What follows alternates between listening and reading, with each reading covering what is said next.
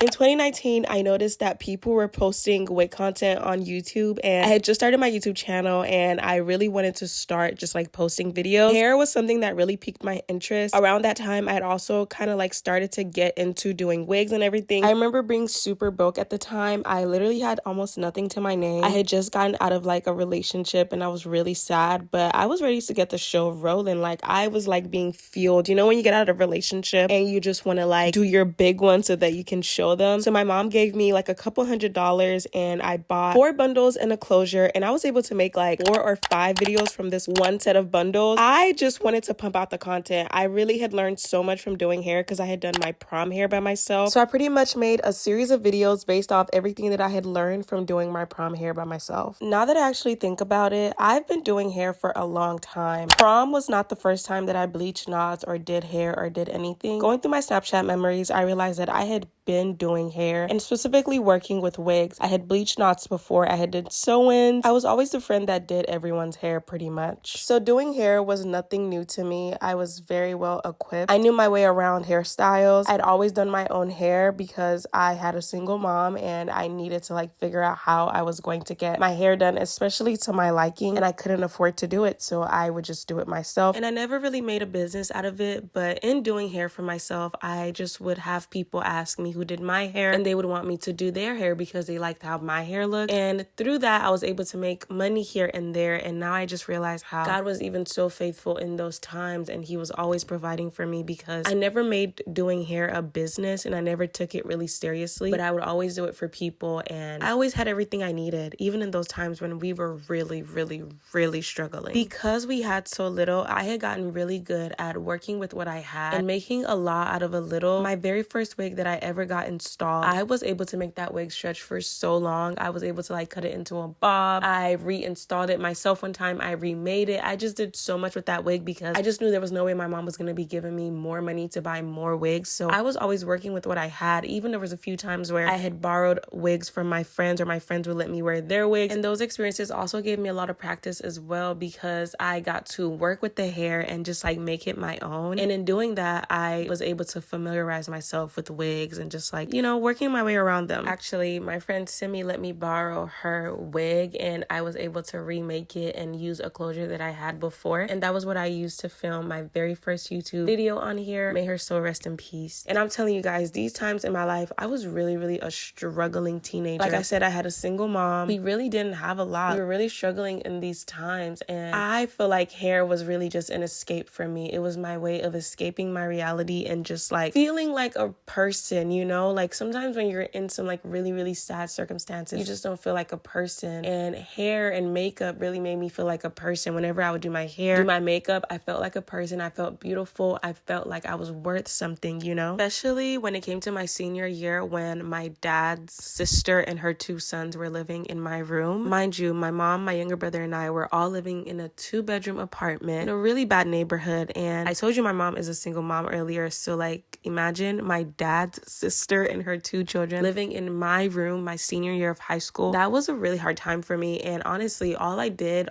every day was go to school, smoke, and do my hair, do my makeup. Those were like my escapes, was like smoking. I was always high. Like I was always high. There was not a day my senior year especially where I wasn't high. Sometimes I would even go to school high. I even almost got caught one time at a basketball game with some contraband. That's how bad it had gotten. I was really struggling, y'all. I just had really bad self-esteem and I had horrible friends. Oh my gosh, let's not even get into that. But I had horrible friends who were horrible to me, honestly. And it just like all played a part in just me being the girl that I was. And I don't think anyone would have ever guessed that I was going through so much because I just didn't look like my problems. One thing that made me look at my problems though was my skin. My skin was really bad. I don't know what happened. There was definitely a shift though. I'm just gonna say it was the Holy Spirit and just God guiding me and really helping me because he's just always been there, and I didn't know it at the time because I was so young and so like deep in my sadness and deep in my problems and my life circumstances. But there was a shift shift my senior year, even while my aunt and them were still living in our house. Coming up to prom, I just decided that I was just tired. Like, I was tired of my skin being so ugly, and I was just tired of just like everything that I was feeling. And so I just really wanted to like help myself somehow. And I started working on my skin, y'all. Like, I went on a whole journey and I was just working on my skin, and I was not playing. I didn't even know what I was doing, but again, God was guiding me, because what I did was I stopped using skincare products altogether. And I didn't realize this at the time. I realized this in college, but I had malassezia. And malassezia is caused by skincare ingredients, certain ingredients. The fact that I stopped using skincare products really helped my skin, because I was no longer like feeding my skin the stuff that was like damaging it in the first place. So my skin got really, really good when it led up to prom. Honestly, I feel like for prom, I kind of just blossomed. I blossomed, and from there, I was just on a high. I valued myself a lot more. I cared for myself a lot more. Even while I was still going through everything that I was still going through, nothing changed physically, but in my mind, something changed. In my mind, I wanted better for myself, and I was chasing it. And I even vlogged my whole prom experience, and that was one of my first few times working on a wig for myself from beginning to end. I bleached the knots on that wig. I made the wig myself. I styled it myself. I did everything completely by myself. And throughout my first year in college, I kept working on wigs. I would wear wigs, and I would just like do them myself every time. And so I got really good at it, to be honest. I learned a lot. And so that kind of just led into the next year and me starting to do wig content on YouTube with all the knowledge that I had gained from doing hair for other people and the few times I had done it for myself. When it came time to do my first few YouTube videos, it was nothing new for me. I got right into it. I did an unboxing video, which those were really popular back then because people were really eager to see what their hair looked like, because whenever they would order their bundles, they were really excited to see what it was going to look like. So people would watch unboxing videos. I did a how to bleach knots and tint your lace video. I also did how to make a lace closure wig for beginners. And then I did a quick and easy way to style your lace closure wigs. This was just one that I kind of just like pulled out of nowhere. And then I did a review, The Real Truth About Ali Pearl Hair. Those were really popular back then too, because people wanted to know the tea about the hair and if it was good or not. And lastly, I did a how to make a closure look like a frontal. Frontals were on the rise back then, and I really was obsessed with making my closure look like a frontal, so I thought that other people would be interested in a video like that. After seeing these videos perform as well as they did, I actually started getting emails from brands wanting to work with me. And this actually wasn't the first collab that I did, but the first collab I did, I think I deleted the video, but this one was with IC Hair, and I remember thinking this wig was so ugly, but I didn't care because they were literally paying me to put the wig on my head, do a video, post it. In my mind, I was like, all I gotta do is put this wig on my head, do the video, post the video, and take it off. And that's exactly what I did. And my journey began. Mind you, this was a frontal. I had no idea what I was doing. I had never installed a frontal before, but I think I was also excited that it was a frontal because then I would get to practice how to install a frontal. I had no idea what I was doing,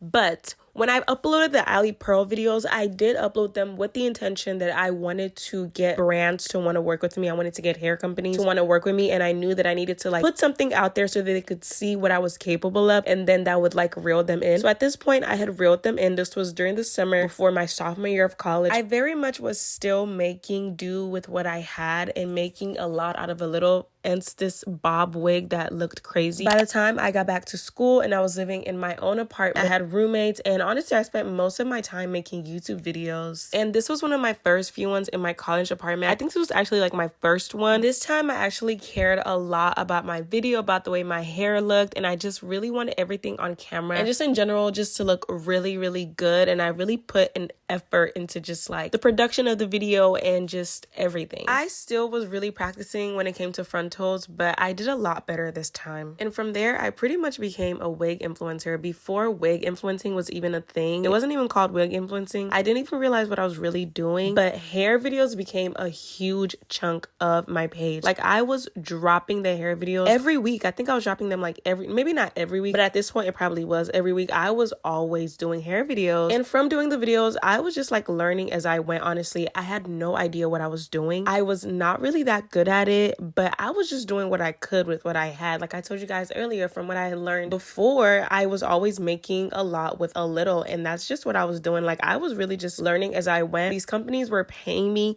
to make these videos, so I got really creative. Every time I did a wig video, I had to think of ideas like, how am I going to make a video with this new wig that I haven't made before so it doesn't get repetitive. I just wanted to be really creative with it, and I didn't want my audience to get bored. I didn't want them to get tired of me. And honestly, my videos started to pick up at this point. I think I did an AliExpress like trying haul or something, and that really did really well. And honestly, the Holy Spirit was really inspiring me. Like this brown wig that I did, I had no idea where the idea to do this came from. I just knew that I wanted to have brown hair. I want the hair to be brown. And so I went on YouTube and I looked up like, how do I achieve that? And I saw videos and I made my own. And these times I wasn't really teaching. I was kind of just showing. I was showing what I was doing, because teaching, girl, I did not know what I was doing. Like I was just out there doing crazy stuff. I was doing whatever I could with what I had, and I knew I needed to get paid. And honestly, this is how I was like living at the time, because again, I told you guys I have a single mom. I was in college, and thankfully my college was actually very well paid for with financial aid. I would even have money left over. But at this point, I was living in an apartment. So like my money left over, I was using to pay for my apartment and for living. I had a lot of extra cash from making YouTube videos. And at this time, I wasn't monetized. I wasn't getting paid from my videos themselves. I was strictly getting paid by hair companies. And this is how I started working with one of my favorite companies, like till this day, like Westkiss. They kept me paid. Westkiss, I remember her name was like Alyssa or something. Me and her, we were ride or die. And even you guys can see, like I didn't even use glue. I was using Got to Be, the little glue, the spiked glue. I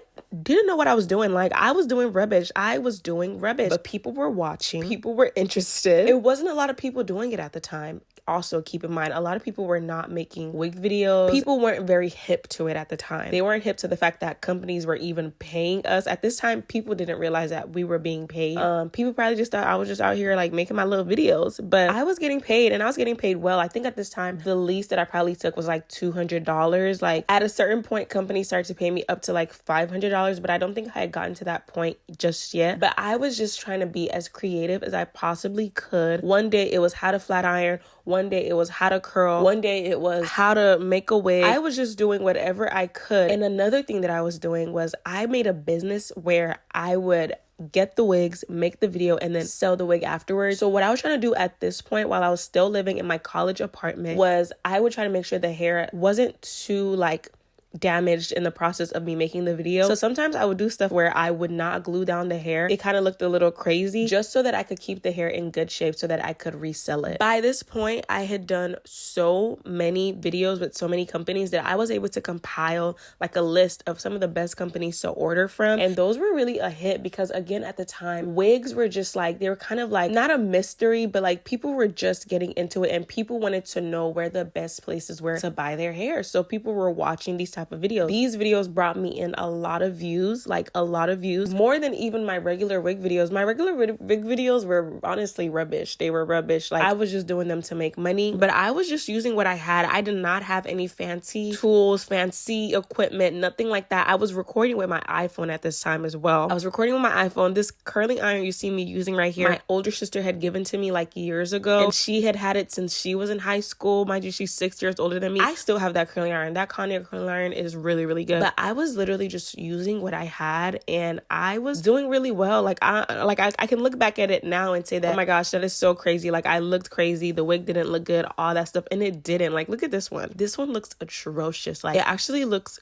sick. Like it looks sick. Like the wig looks like it's sick. But I was getting paid, so it really didn't matter. It did not matter how bad the wig looked. And I was having so much fun. Would barely really go out when I was in college. Like some people that went to my college, they were like, did you really go to that college? Because nobody saw me. Like I was either going to class, and I barely had any in-person classes. I think I had like one in-person class. And so I would just go to class that one day. Most of the time I was in my dorm making YouTube videos or editing them. And at this time I was pumping them out because it didn't really take a lot of effort. Like the editing, as you can see, there's not really much going on. It's super easy to edit, like nothing crazy, no crazy edits and nothing like that. It was literally just like cut and go, you know? So I was always in my room making YouTube videos, posting YouTube videos, editing them. I was just doing the thing, and I had no plan. I had no thought. I kind of just fell into this. Like I really didn't know what I was doing. I just knew that I was getting paid to do hair, and I was doing it, and I like doing hair. I love hair. I told you guys earlier, like I've always loved doing hair. It's just something that's always been in me. Like even my mom and her sisters, like everyone in my family does hair. My sister does hair. Even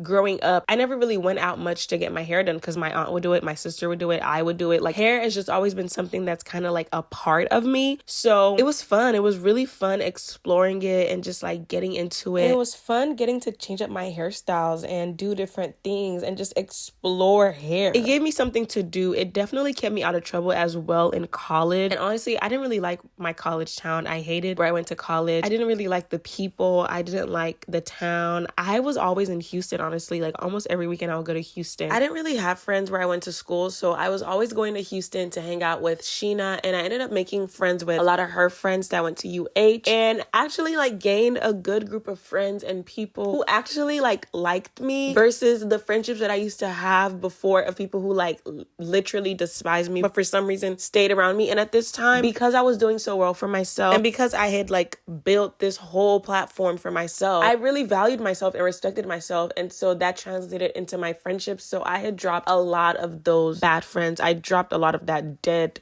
weight. When I was younger, I had low self-esteem. I was living in terrible conditions. I didn't have a lot of great things around me. So I think I felt like I deserved those friendships. I felt like, okay, well, they're just kind of like doing charity work, so I should just like, you know, stay here. But now I was like, no, I'm better than that. I deserve better than that. And I was even so privileged that I could afford to like come to Houston every weekend. Even I was just using the bus, but still, that is in itself a privilege because I didn't have to just be like stuck there. But I was doing my thing, and honestly, all that money that I was making, like, I was not saving it. I did not have a plan. I was not like, oh, I gotta save this money, I gotta do this. I was just making the money and doing whatever I wanted to do. Like, I just was like happy to have money, happy to have something. It was kind of like the same as when I was younger. People were paying me to do their hair. I didn't really think anything of it. Like, I didn't really take it as anything. I was just doing it, and I was just like not realizing like God was just always providing for me. He was always providing for me because this is kind of something I just fell into. Like, imagine, you know, just imagine this, like imagine my life that I get to do this and I get to make money off of this. And at the time, honestly, I really didn't care about school. I've never really been a school girl. Even when I was in high school, I never really cared about my education. That sounds so bad. I was just in school because that was like what you do. You go to college, you go to high school, then you go to college. But then the pandemic happened. And during the pandemic is honestly when I really, really like just really got into it. When I was still in my college dorm, I was just playing around. But when I got home during the pandemic, I think also that because of the pandemic, you know, you're stuck in the house, you don't really have anywhere to go. I just kind of like got creative. Like, I got excited. I was like, oh, let's get it. Let's get into it. Not intentionally, but that's essentially what happened. And by this point, I never really wore my natural hair. You guys notice I don't really wear my natural hair. Even in the videos, in the wig videos, you'll notice that I never showed my natural hair either. Like, the video would always start with a dome cap on my head because I was intentionally trying not to show my hair because I've always been very insecure about my natural hair. So during the pandemic, I actually did a set of braids on myself, and this was also when my YouTube channel got monetized because, like I told you guys earlier, one of my videos did really well. So I was actually able to monetize my channel, and I got my first AdSense check.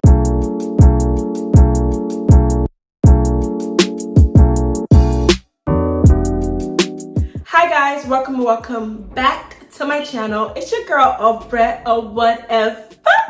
It's me, and I'm back with another video. So I figured since everybody's stuck in quarantine, we can't go outside, I can't make vlog videos, I can't really do my makeup all the time because I'm not going anywhere. But I decided to just go ahead and do some YouTube beginner videos. Today I'm gonna be sharing with you guys my first YouTube paycheck. I'm gonna tell you guys how much I made. So Google AdSense is actually what YouTube uses to pay YouTubers. So all your money is gonna go to your Google AdSense account. After my videos were monetized, I still didn't care about setting up my Google AdSense account because I wasn't making money like that. Like, I was making money from doing hair videos, and that's all I cared about. So I was still not following the copyright rules and the guidelines and all that stuff. I didn't care. So my first YouTube paycheck was $443. So that was $443 for 2 months. So yeah, that is how much I made on my YouTube paycheck. I love you guys so much, and I'll see you guys in my next video. Bye.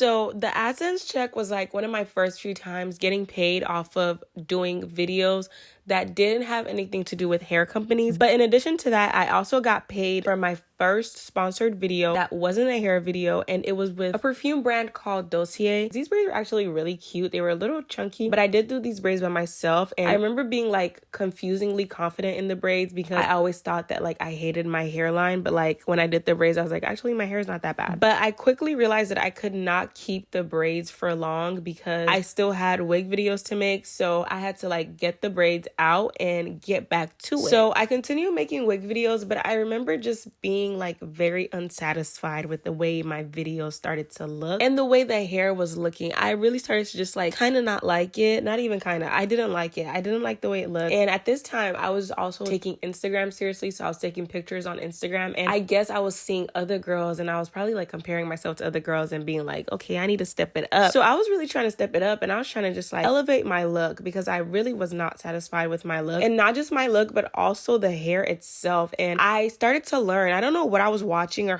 where I was learning from, because in the past I literally was just doing the hair. I wasn't trying to learn. I wasn't watching any videos to learn how to do the hair, to learn how to lay the frontals. I was just doing it. But at this point, I definitely was learning from somewhere because I started doing the bob cap method, and I don't know where I learned from in particular, but I definitely learned, and I was doing the bob cap method. My wigs were looking better. Yeah, I really started to step it up, and I became very proud of the way that I was laying the wigs. Like this time in particular, I was like really impressed with myself and the way that this wig came out, the baby hairs, everything. I just felt like I did a really good job. And I think this really propelled me to this particular video, y'all. This particular video, I was so super duper proud of. The editing, the hair, everything. I just felt like I really took my time. I was very intentional about every little step. It actually took me quite a while to edit this video. I started to really care about like how I was presenting my videos, and this just goes to show like it doesn't all happen in one day. Like it really does take time. But from this point on, I really started to step up my editing and just the production of my videos. I didn't want to just be just a hair page, you know? I started to notice a trend of people's pages falling off and dying off because they kind of just did hair videos, and you could tell they weren't really putting much intention into it. But I really liked hair. I really like hair. I wanted to keep doing wig videos. I enjoyed working on wigs. So I just wanted to make sure that it was up to a standard that I was going to be proud of, and it was something that I would be proud of. So I would put a lot of work into my wig videos. Like moving forward, I really put a lot of work into these videos. I would put my best foot forward, and I was very intentional about them. Even the hair itself, I really cared more about how my hair looked, and I had started learning more about hair and just being really actually interested and actually like paying attention. All I can say is that it had to have been the Holy Spirit that just put this like need and this like longing in me to just go up, to go further, to really challenge myself and just like expand my capacity. God was expanding my capacity, and he was putting this desire in me to just do better, do more, go harder and try harder and put my best foot forward. And again, all these things I didn't realize was God. I just thought it was me. I always thought it was me. I always thought I was in control. I always thought I was a mastermind. I always thought I just really knew what I was doing. And I always thought I was just so smart and like I just knew things. I was just like, how do I just know things? Like, how do I come up with these ideas? I'm so smart. How do I just know when to do this and when to do that and how to do this? I used to question myself, but I literally thought it was me. And also I used to be high all the time, most of the time. So I just thought I was really just like in my zone, you know? This Valentine's Day video was really the perfect example of that, because this video was a production. Like I put so much effort into it, and I edited it in a very short amount of time. I think in the span of like a week. I remember being so intentional about every little detail, the music, my hairstyle, like just like fit perfectly because it was red and it was for Valentine's Day. And this was definitely a Holy Spirit idea. There have been a lot of videos throughout my career that were Holy Spirit ideas, and I'm gonna mention some of them to you guys as I go through this video. But that chocolate hair video was one of them, but this was also one of them. And Holy Spirit ideas are always some of my best videos, and they always propel me to a new level, and this was one of those. And after that, I was just like, there's no way I can go back to what I was doing before. Like, I have to keep stepping it up. Like, I got to step it up even further than this. There was just this pressure on me, honestly. I like this really intense pressure. I feel like I had to really top this. And not only even just I have to top this, but like I actually care about this. I actually really care about my channel. I care about the way I present myself. I care about the way I present my videos. So I just wanted more. So I started doing more, and that was how this video was birthed. Hey babes, welcome back to my channel and welcome to another video. In today's video, I'm gonna show y'all how I customize this 5x5 lace closure wig to give it that frontal look.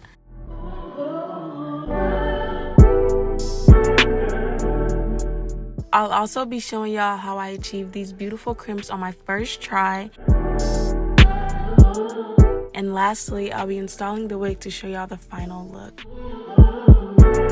So yeah, it's gonna be a packed video, but if you want to learn some new tips and tricks to step up your closure wig game, you're definitely tuned into the right video. So keep on watching and listen closely.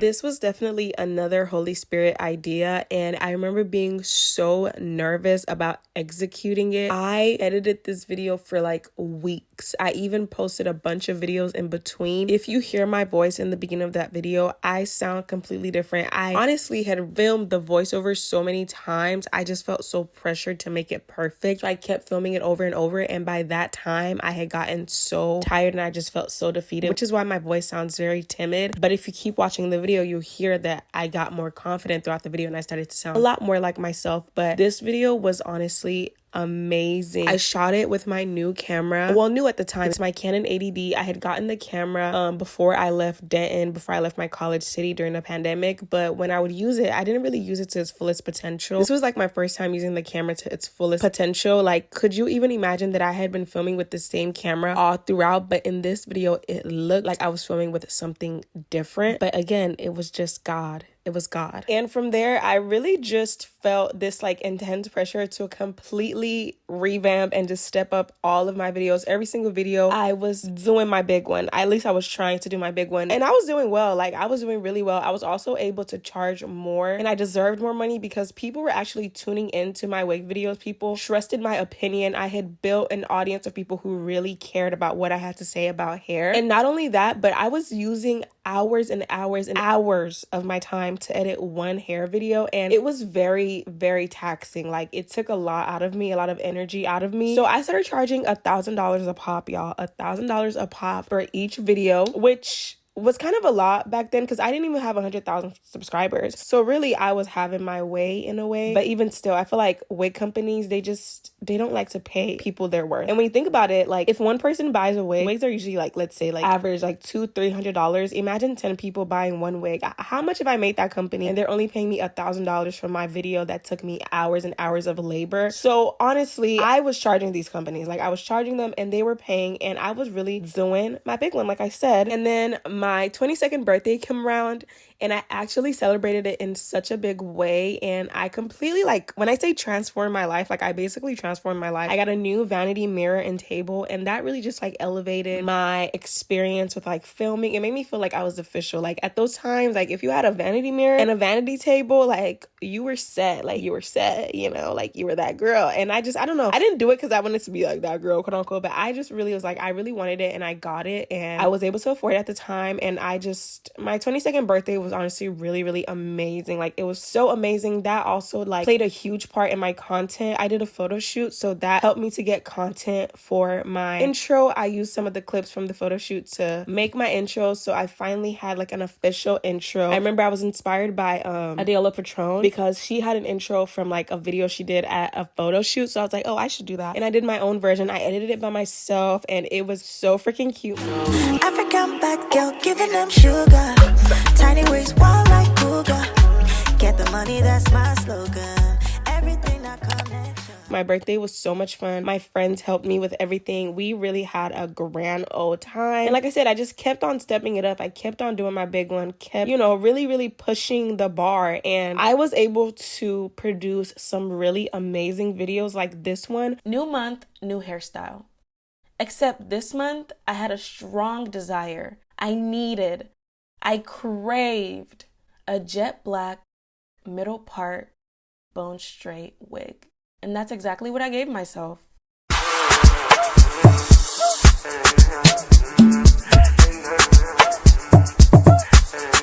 This is by far my favorite hairstyle because it is guaranteed to make you look like a bad bitch every time. It's also super easy to achieve, and if you don't believe me, just watch this video. This video now has like 100,000 views, which isn't really a crazy amount of views, but like this video was very, very much iconic. Like the comments, like people were loving it. The editing, I felt like I really did my big one. I kept my audience engaged the whole time. I really pushed myself, you know? And again, this was a Holy Spirit idea, because when I tell you the vision for this video was like so perfectly laid out in my head, like I really didn't have to think too hard. The ideas were just flowing and all I had to do was bring them to life, and I knew how to bring it to life. I had the tools. Not only that, but I got really, really good at actually doing hair. Like at this time, Arrogant Tay did that masterclass, and some people were like coming online and sharing what they learned at the masterclass. So I would watch the videos, and that was how I really, really, really learned how to like for real slay a frontal. And this was like one of my first few frontals that I really felt like, oh, this is good. Like this is actually really good. Like I actually did a good job. And from the confidence that I gained from this video and my hair looking so good and just me being so inspired, I had another Holy Spirit idea, and I did this detailed makeup tutorial, and that is today one of my most viewed videos on YouTube. It has almost 2 million views, which is so crazy. But y'all, this video honestly changed my life. It changed my life, and God is so good. And from then, I actually started teaching because I felt confident in my skill. I felt confident that I knew what I was doing, and I wanted to teach other people. I really had this passion to like teach people. I had the passion to teach people because I felt proud of myself because I learned how to do these things. It took me years and years and years, but it took me years of trying by myself and having no one helping me. So I felt like I want to help other people. Like I learned all these things in a long time, but I would have learned in a shorter time if I had somebody like me to teach me. So I wanted to be the person that taught other people, and I strongly believed that people could learn. And I felt like if I could do it, they could do it, because all it took was a couple of people explaining it in a way that really made sense for me and really clicked to me. So I started doing these videos, and they were really helping people, and I was just pushing them out back to back to back, and I was really having fun with it. I was having a lot of fun with it, but I had a lot of fun creating it. But when I tell you the editing, I always had to like push myself to edit. It would be like at the very last minute when I really needed the money. And that would be what would push me to edit the video. Not the fact that I was just like excited to edit it. I feel like because I had put so much pressure on myself, I really felt the pressure, and so I kind of wanted to like run away from it. And then another thing that I would do was that I always wanted my hairstyles to line up in my content. So like if I was filming another video with this specific wig, I don't want to put out another video with a different wig before I put out that one. So like it would really like stop my flow, and I always had to like put out the hair videos before I would put out like my other videos. And with the hair videos, I always felt so much pressure editing them. Like I honestly just like felt so much pressure, and I would delay until, like I said, I really needed the money, and it just got really bad. Like it got really bad, and it became less about me feeling really passionate about the content and more about me needing the money. I still kept up the standard that I had set for myself, as in like the quality of my videos, but I really was just doing it because I wanted the money. I wasn't really passionate about it. I mean, I love looking good. I love looking cute, but it really just felt like work. But then I went to Cabo with my friends, and this is what I really appreciate about the hair videos. And when I tell you God uses things to just like, the way God works is when they say God works in mysterious ways, like we really just can never understand and fully fathom what that sentence really means. Because although the hair videos were really taxing and all these things,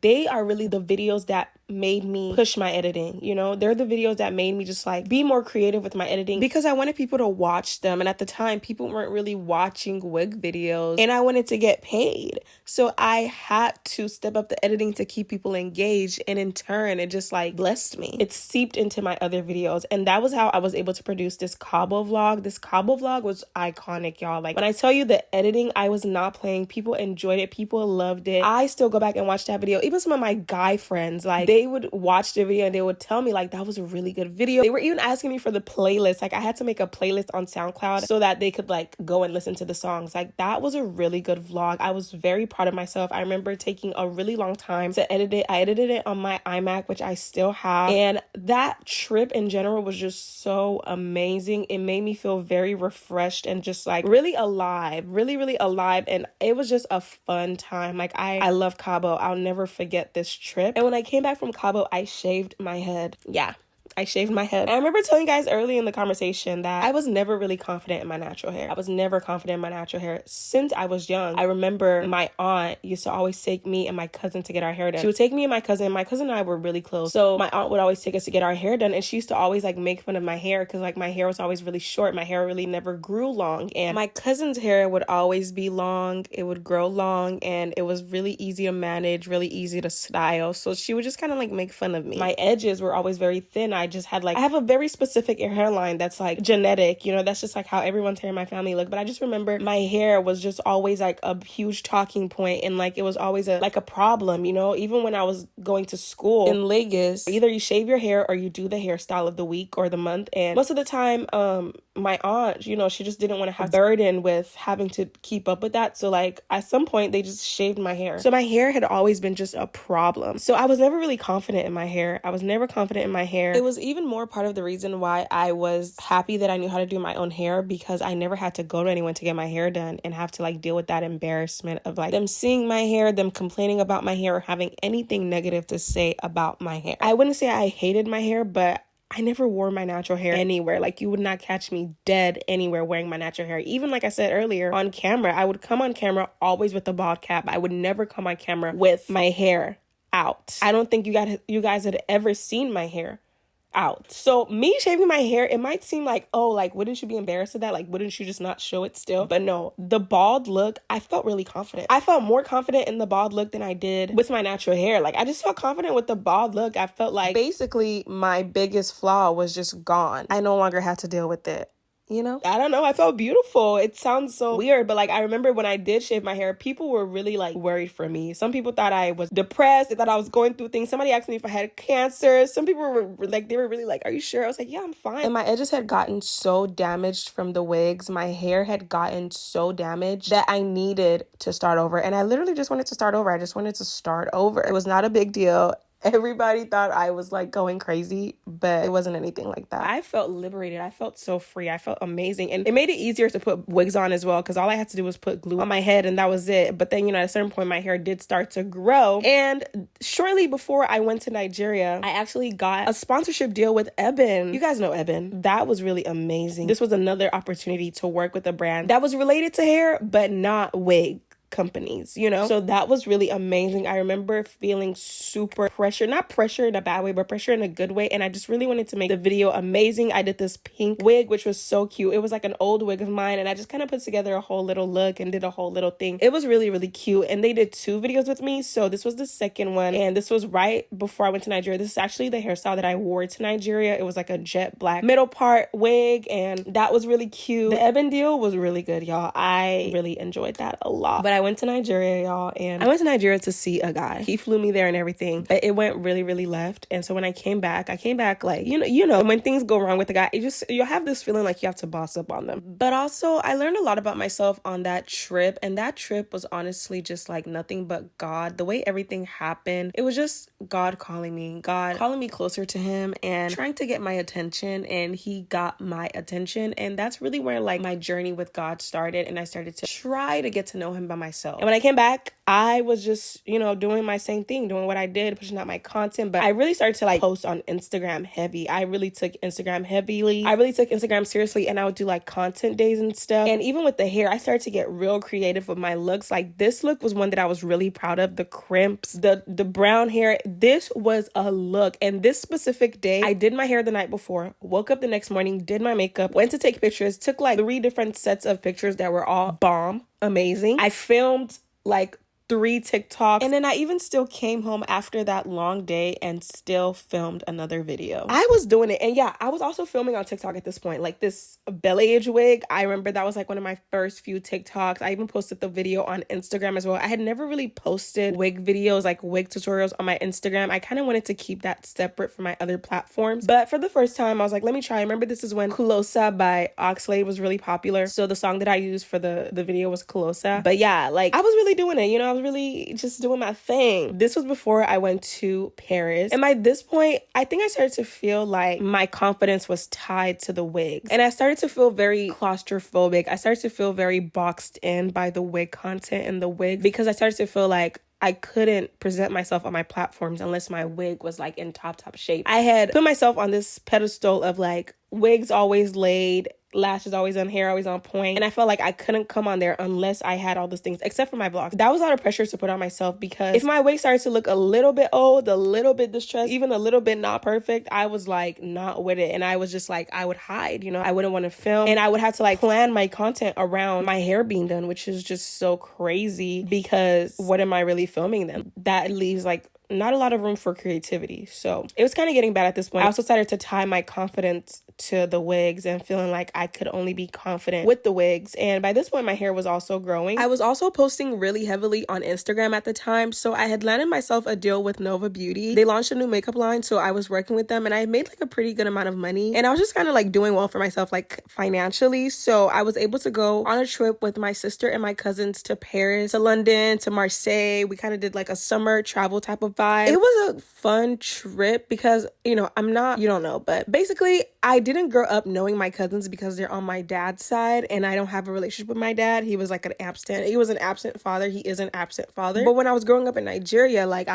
always knew my grandparents. Like we used to go to their place all the time for Ileya, like Muslim holidays. Like we used to spend time with them. So I knew his family, but my cousins lived in London. So like I didn't have a relationship with them because I didn't have a relationship with my father. But as an adult, I'm able to have a relationship with them. And they are younger than me. They were like, I think like 15 and 13 at the time, something like that, or like 15 and 14, I'm not sure. But it was fun getting to spend time with them and getting to like see them and get to know them. I had met them before one year when they came to America, but this was like my first time spending a lot of time with them. So we had a good time in that sense. But honestly, the trip was a lot. Like me and my sister, we had a lot of disagreements. This was like my first time really spending a lot of time with my sister in adulthood, because before this, like she lived in LA. She had lived in LA for like 10 years. And before that, we were young. We were kids in Nigeria. And by the time we came to America, my sister was already like 16. She graduated high school at 16. She moved to LA, I think at like 18 or 19 or 20. I'm not sure. But even before she went to LA, she was living in Houston, but she was living on her own. So we never really spent a lot of time together. I never really knew her for real. So this was kind of like my first time getting to even spend time with my sister, and honestly it was not good. Like we clashed a lot. I felt like the trip was kind of like, not even kind of, I'm gonna be honest, the trip was a waste of my money. It was a whole thing, but the trip was a lot. Mind you, I also almost died. Okay, that's a little dramatic, but I had a really, really bad asthma attack in Paris. The second day we were there, the attack had started in London because their air quality is different, but it got really, really bad in Paris and I had to go to like the hospital and it was like a whole thing. But you know, yeah. The real reason I had the asthma attack was because I was smoking. I don't have asthma. I had asthma that was caused by smoking. It wasn't like asthma that was just like, oh, I just naturally had asthma. And mind you, when I used to smoke, I always had an asthma pump. So like right next to my whatever I was smoking would be my asthma pump, because my lungs were terrible. I had asthma attacks so many times. I would always have to get like albuterol, the steroid for my throat, and take the medicine sometimes just to like cleanse my lungs. Like it was bad, but I was still smoking, baby, and I did not care. And that's how I ended up almost dying in Paris. The trip was a lot. Mind you, when we get back to Houston, I'm supposed to now start living with my sister. I was just like, dang, like this is what I'm getting myself into. Like it was a lot. I felt like I wasted money. I wasted time. It wasn't fun. Like I hated Paris. And then we came back to Houston literally like 2 days after we came back from London, or maybe even the day after, we moved to the new house. And mind you guys, my old room, like I used to be in my zone. I also used to be high. Let's not forget that part. I also highly at this point felt like I needed to be high. I needed to be high to film. I needed to be high to edit. Oh my gosh, that was the worst. I felt like I needed to be high to edit. I felt like my creativity was tied to me being high, and somehow me being high unlocked a new level of creativity. So every time I wanted to edit or do anything creative, I felt like I needed the substance. That also played a huge part in my content flow and me not being able to put out content as much, because I always felt like I needed to be high. I'm still dealing with the repercussions and the consequences of my actions at those times. I'm still trying to retrain my mind to like let go of that belief. Not that I don't do that anymore. I don't smoke anymore at all, but my mind, I'm trying to retrain my mind. But anyways, yeah, it was really bad. And you know, when I moved to the new house, I had to like start all over basically. Like in my old room, I had gotten into a groove. I had everything I needed in my room. I was in my own world. My mom didn't really bother me much. It was just me, my mom, and my little brother. But now in the new house, I was living with my sister as well. It was her house. There was so many people in the house. It wasn't a 2-story. It's a one. Well, it is. It's a 1-story. Everyone's very close together. So I kind of had to just like relearn myself and relearn. And I also got tired of doing wig videos to BH. And whenever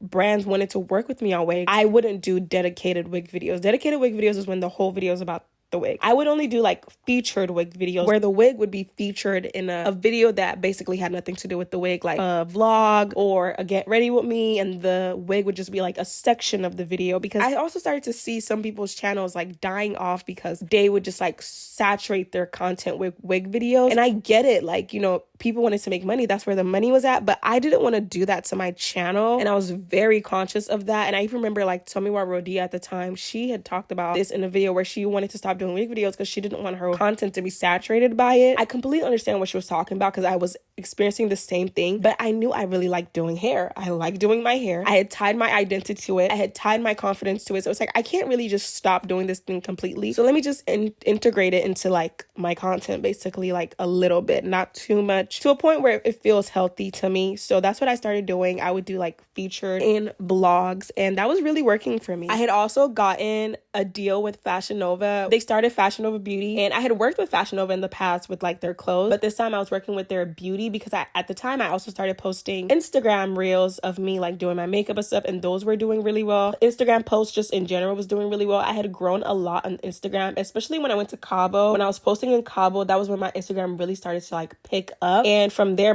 I grew up to like 30,000 followers. And so I worked with Fashion Nova and Nova Beauty. I did 2 reels and a YouTube video when I went to Paris. After that, they extended my deal, and so then I did like a lot more. I did a lot of videos. It was like a package. It was a lot of videos. That was like some of the most money I had ever made creating content at the time. Like it was a 4-figure deal, like in the high 4s. Really amazing. It was really amazing. And I had made so much from it. And like I went shopping during Thanksgiving with my sister, and like we went shopping. I bought a Coach bag. Like I felt like things were on the come up. Like I really felt like things were happening for me. I felt like I was really coming up. You know, all the things were there, all the, you know, the doubt, the toxicity, the smoking, all the bad things were there. But I felt like things were looking up, and things were looking up. Like I was doing well. I could care. Like I wasn't really thinking about these. All these things I'm telling y'all, I realized those things afterwards. In the moment, as I was experiencing these things, everything was good to me. I was having a good time. Besides, you know, the pressure of like pushing out content and like my workflow, I thought I was doing well. I was at a good place and things were looking up. And I was also posting on TikTok at this time as well. I remember even reaching out to Kensington Gray and be like, hey, like y'all need to sign me. Like I'm about to be the next big thing. And I actually had a trip to Nigeria planned as well with my friends. We were going to go for Dirty December. We were going to go after Christmas, and I was really excited. I was really excited from the money that I made with Fashion Nova. I was excited to see my family. I was going to bring them so many gifts. Like I was able to spoil them because I had made like, you know, I was making money. I was doing well for myself. I never would have imagined that my life would have taken the turn that it did. And I thank God for it, but I definitely was not prepared for it at all. Like my world literally got turned upside down.